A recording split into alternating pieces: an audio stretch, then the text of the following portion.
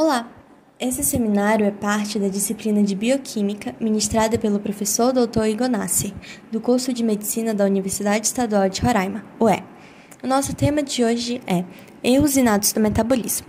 O nosso grupo é composto por mim, Alicia, e pelo Tiago. Mas, primeiramente, vamos pensar, o que são os erros inatos do metabolismo? Bem, os erros inatos do metabolismo são distúrbios congênitos que podem ser herdados ou que podem aparecer pela primeira vez no indivíduo. Os distúrbios metabólicos congênitos resultam da ausência ou da anormalidade de uma enzima ou de seu cofator, o que leva ao acúmulo ou à deficiência de um metabólico específico. Assim, o acúmulo desse metabólito ou a sua ausência causam efeitos negativos no organismo. Um exemplo é o que ocorre na intolerância à lactose. Em condições normais, a lactase, que é uma enzima, atua quebrando a lactose, que é um disacarídeo, e ela quebra a lactose em glicose e galactose, porque assim fica melhor para absorver no organismo. No caso da intolerância à lactose, a lactase não consegue quebrar a lactose, e essa falha na lactase leva ao acúmulo de lactose e os sintomas da intolerância à lactose. A maioria desses distúrbios é transmitida com traços autossômicos recessivos. Os erros inatos do metabolismo são a causa das doenças metabólicas hereditárias, que representam cerca de 10% das doenças genéticas. Apesar de serem doenças genéticas, os erros inatos do metabolismo podem aparecer em um bebê mesmo se não estiverem presentes em nenhum dos pais. Isso acontece porque todos nós temos duas cópias de cada gene. Uma que recebemos do nosso pai e uma que recebemos de nossa mãe. Para um erro inato do metabolismo se desenvolver, geralmente nenhuma das duas cópias está funcionando corretamente. Nesses casos, tanto o pai quanto a mãe têm uma cópia saudável do gene e uma cópia alterada. Quando os dois passam a cópia alterada, o filho não tem nenhuma cópia do gene funcionando corretamente. Doenças genéticas que apresentam esse padrão de herança são chamadas de recessivas e incluem outras condições além daquelas dos erros inatos do metabolismo. Aqui no slide podemos ver esse exemplo, em que temos pais que ambos são portadores, mas não apresentam a doença, ou seja, não são afetados. E se eles tiverem filhos, há a possibilidade, 1/4 de chance do filho não ser portador, metade das chances é do filho ser um portador, mas não apresentar a doença, e 1/4 de chance do filho ser afetado, ou seja, ser portador e apresentar a doença. É isso que muitas vezes ocorre no caso das doenças metabólicas hereditárias. Vamos ver agora um pouco sobre o contexto histórico das doenças metabólicas, dos erros inatos do metabolismo. Os estudos sobre esse tema começaram no início do século XX, quando Archibald Garreau descreveu a alcapitonúria, uma doença genética. Ele foi um dos primeiros a sugerir a herança mendeliana recessiva como a causa dessa alteração. Garreau também abordou a individualidade química, inaugurando a genética bioquímica. E em 1909, ele publicou o livro Erros inatos do metabolismo, que também foi ele quem criou o termo erros inatos. E nesse livro, além da alcapitonúria, ele descreveu outras doenças metabólicas, como o albinismo, porfiria e a pentossúria. Somente em 1941, Biddle e Tatum propuseram a hipótese de um gene e uma enzima, considerando que todos os processos bioquímicos do organismo são controlados pelos genes, e mutações genéticas podem levar a deficiências nas rotas bioquímicas.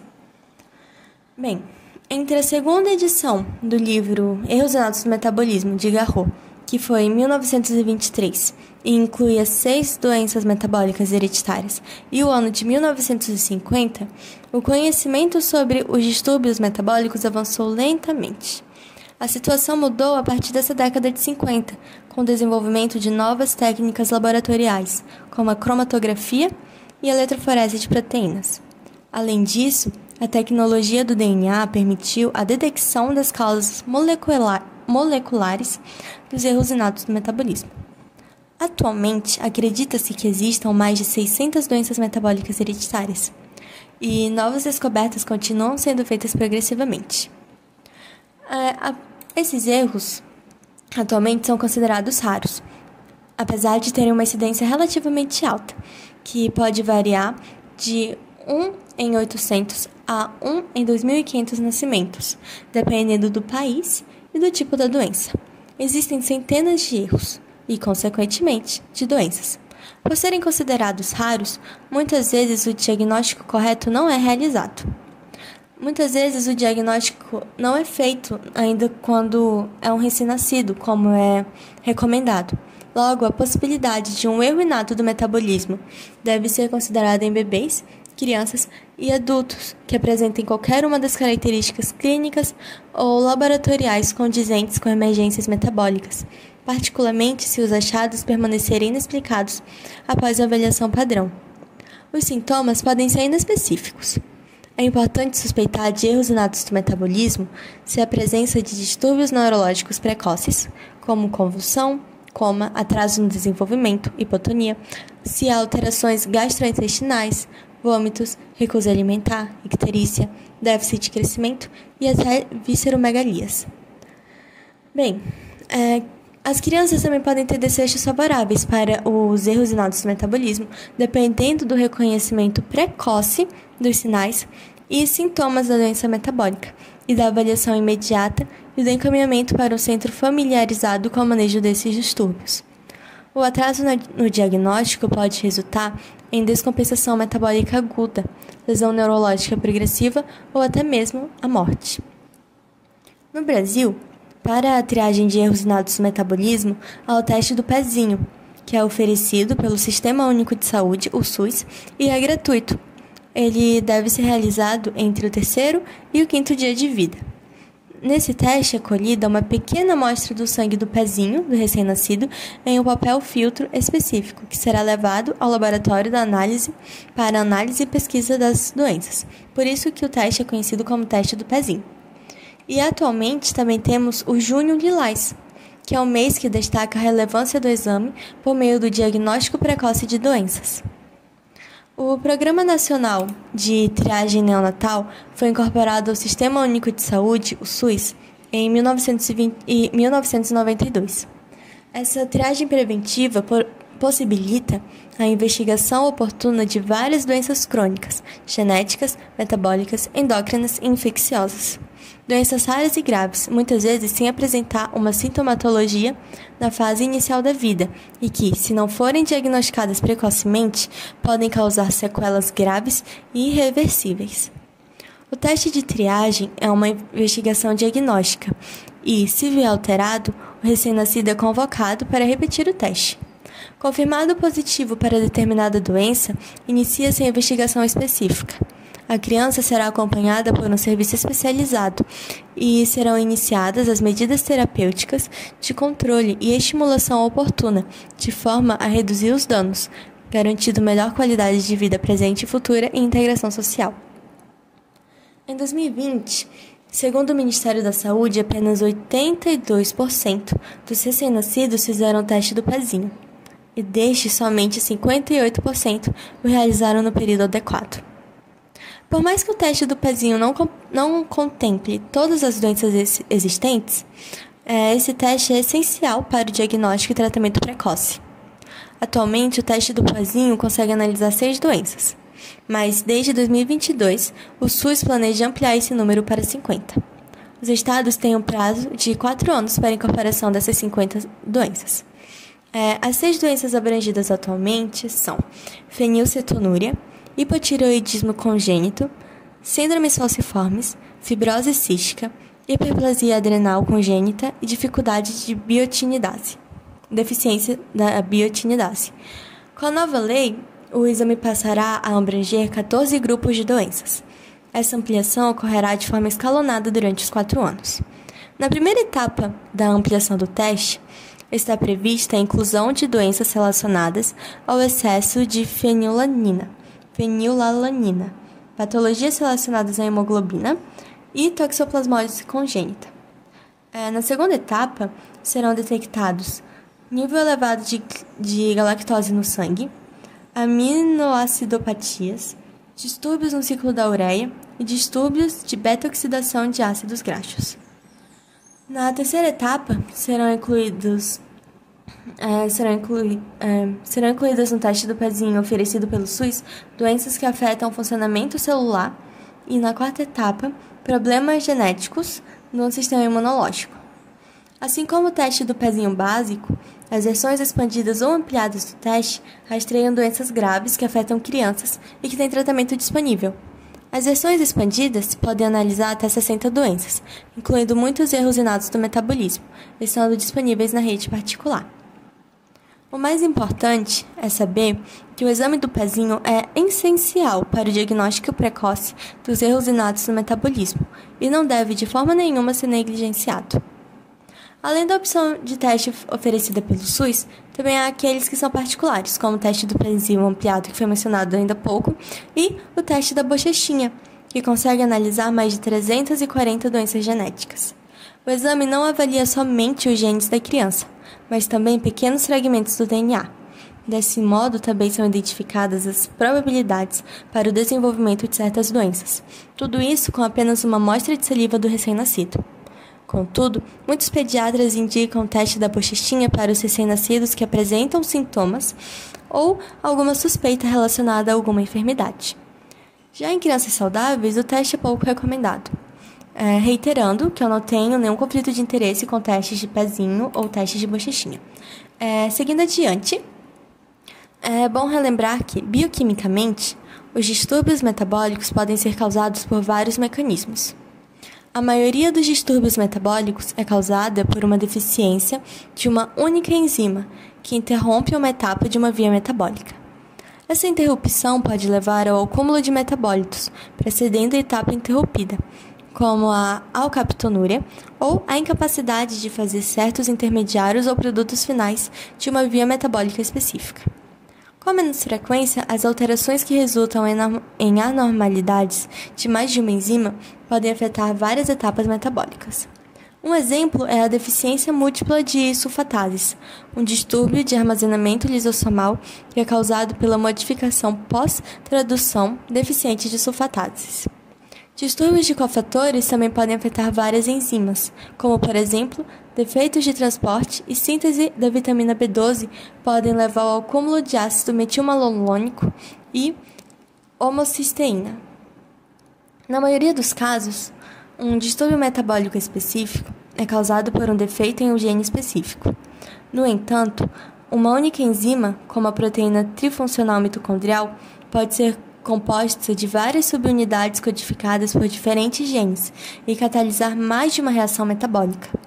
Além disso, os defeitos em diferentes enzimas podem resultar em um fenótipo clínico semelhante. É isso, muito obrigada. Dando continuidade à apresentação do seminário da matéria de bioquímica sobre erros inatos do metabolismo. Aqui quem fala é o aluno Tiago Vanderlei, da turma T6 de Medicina da Universidade Estadual do Estado de Roraima. Saudação ao professor docente, professor Igor Nasser, e aos demais alunos que assistem essa apresentação. Tópico 5, sobre a classificação. Os erros inatos do metabolismo, eles podem ser classificados e divididos em 3 principais grupos: o grupo 1, o grupo 2 e o grupo 3. O grupo 1, ele corresponde a distúrbios na síntese ou catabolismo de moléculas complexas. Então, tudo que envolve um distúrbio na formação, na constituição ou até mesmo na quebra para a geração de energia para o metabolismo de algumas moléculas complexas do nosso corpo, está agrupada nesses erros inatos do grupo 1. E isso gera uma série de distúrbios que são como efeito cascata, que já vamos ver com o decorrer da apresentação. Então, tudo que envolve a produção tanto da síntese de moléculas como a produção de energia devido ao catabolismo, está agrupada como erros inatos do metabolismo do grupo 1. O grupo 2 corresponde a distúrbios de intoxicação aguda ou progressiva ou encefalopatia. Aqui a gente caracteriza problemas de intoxicação, ou seja, contaminação aguda de alguma parte do metabolismo que produza ou que faça alguma reação na dinâmica metabólica.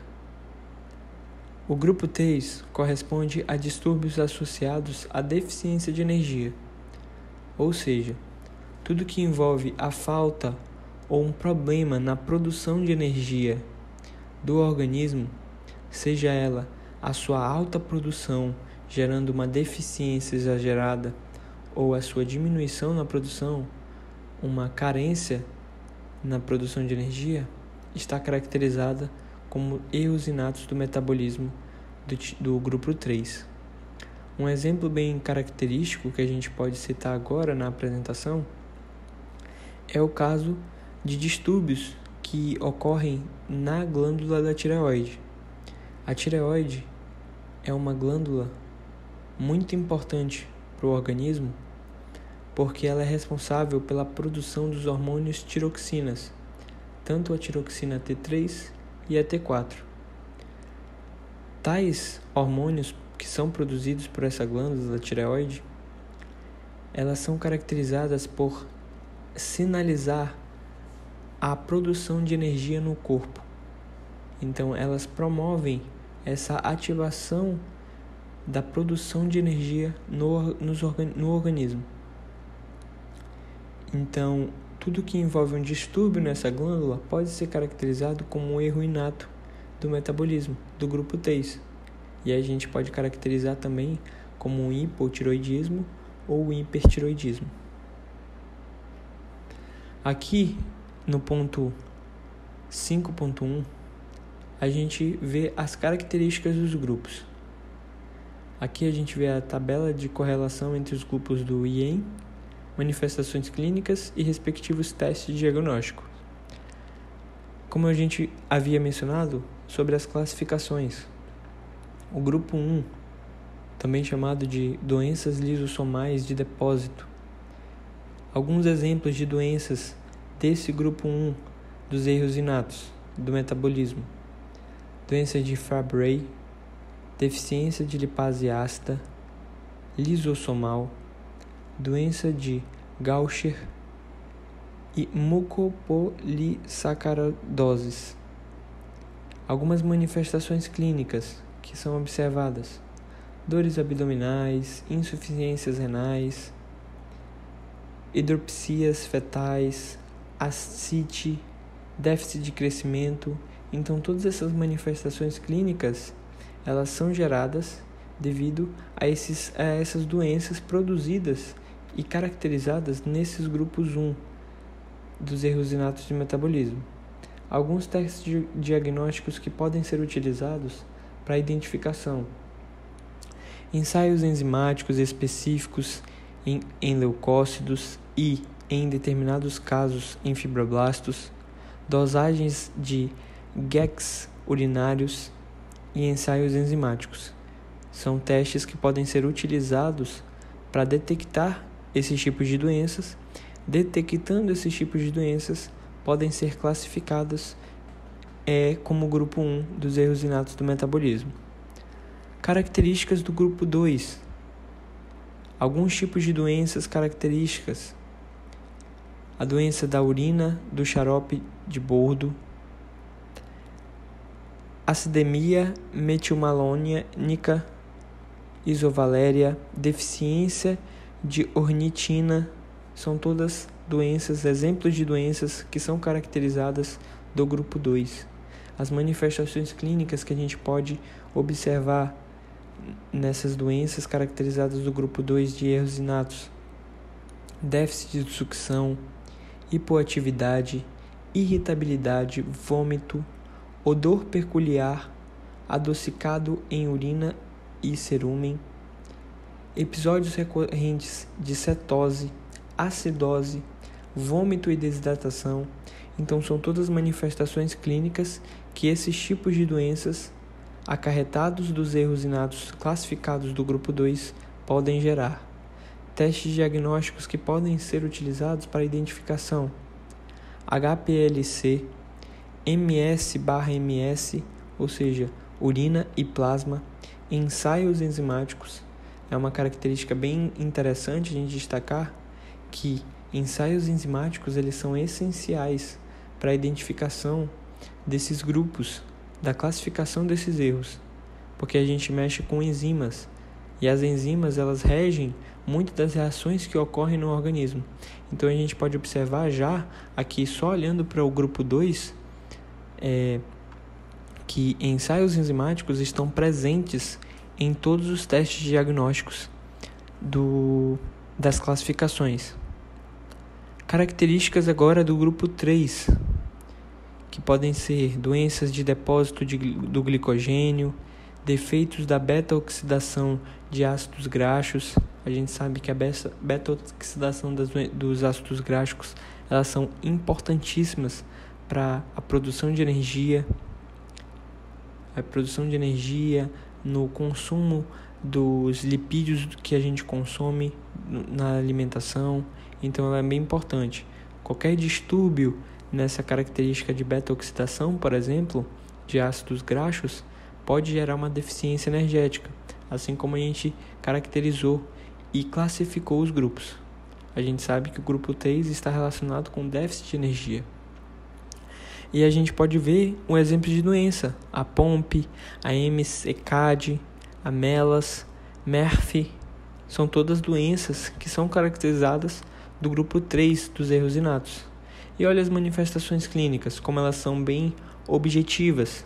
Se eu tenho deficiência de energia, é óbvio que eu vou ter perda de força muscular, miocardiopatia, hipertrofia. Então são todos exemplos de manifestações que são acarretadas pela falta de energia, pela deficiência de energia.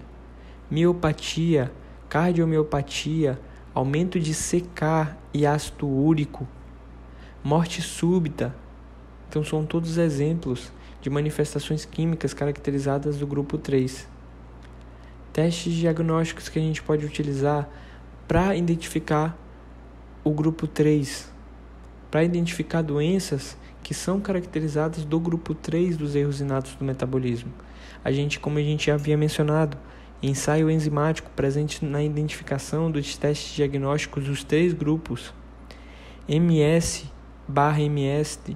ácidos orgânicos em urina e plasma, testes mutacionais, biópsia muscular, testes mutacionais, são todos testes diagnósticos para caracterização, para identificação dos tipos de doença. E o ponto 6, para finalizar a apresentação: tratamentos. Para que um tratamento seja eficaz, depende muito do IENS, responsável pela doença e da substância acumulada. É meio óbvio. A gente precisa saber qual é o tipo de doença e, por isso, é importante a gente entender a classificação, a característica de cada grupo e também da substância acumulada. O que está gerando um distúrbio que pode ser caracterizado como um erro inato do metabolismo.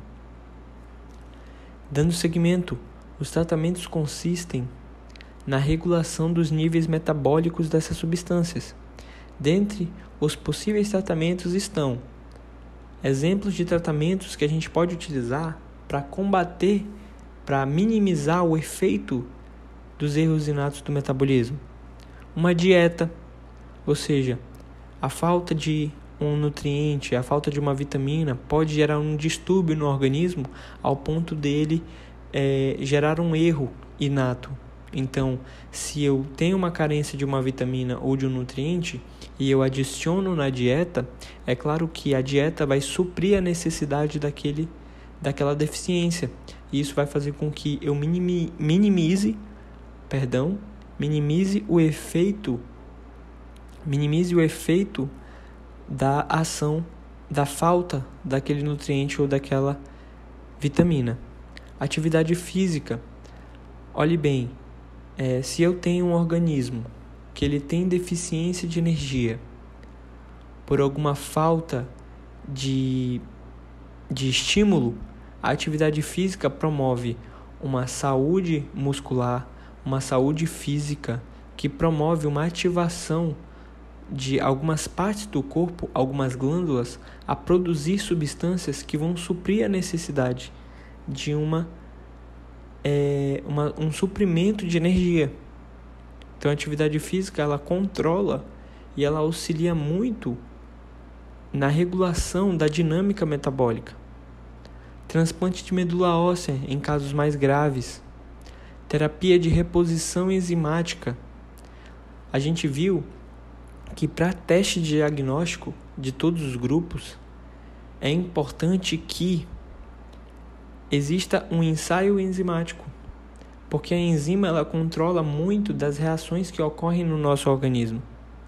Então, se existe um erro inato, onde eu tenho uma inativação de enzimas para determinada função, uma terapia de reposição enzimática seria ideal para que eu controlasse a ação, para eu controlasse e repusesse enzimas que auxiliam o desenvolvimento do processo. Certo? Outro ponto bem importante, terapia gênica, para combater os erros inatos do metabolismo.